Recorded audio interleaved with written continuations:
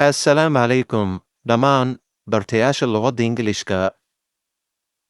Maanta waxaynu jumlada ku sameynaynaa exercise ah saddexdan tensi oo kale ah present continuous tense iyo present tense oo tensiga labaad iyo future oo tensiga saddexaad. Present continuous tense oo tensiga koowaad wuxuu ka hadlaa wax hadda dhacaya. Tusaalihiisu waa I am learning English. Waxaan baranayaa Ingiriiska.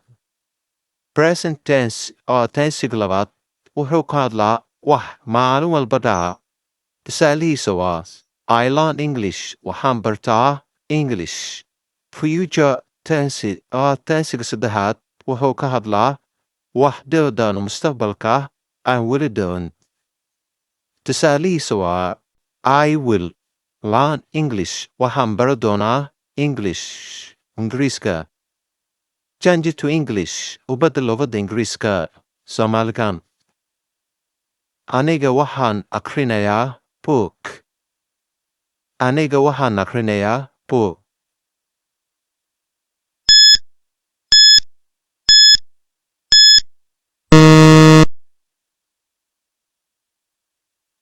I am reading a book. Aniga waxaan daawanayaa muuqaal.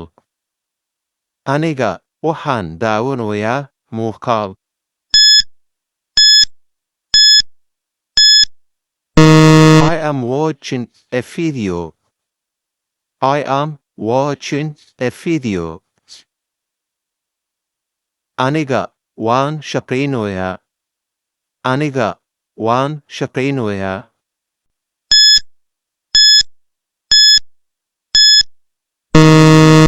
I am walking. I am walking. Aniga waan akhriyaa buugga. Aniga waan akhriyaa buugga.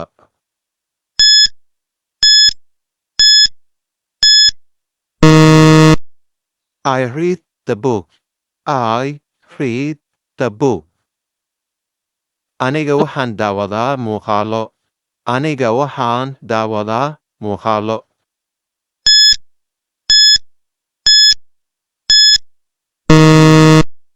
I watch videos. I watch videos. Aniga waan shaqeeyaa. Aniga waan shaqeeyaa.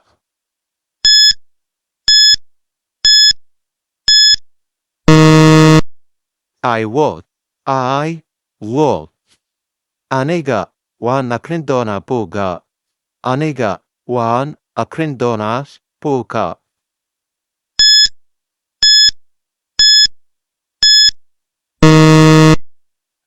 I will read the book. I will read the book.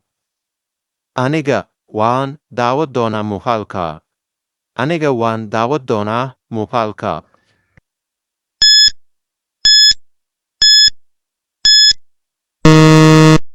I will watch the video. I will watch the video. Aniga waan shaqayn doonaa. Aniga waan shaqayn doonaa.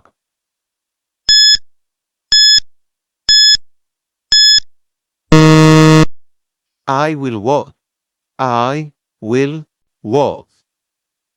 Haddii aadan horay ugu jirin YouTube channelkeena Horma Online Academy, fadlan hadda ku soo biir si aad u hesho casharaha maalin walba.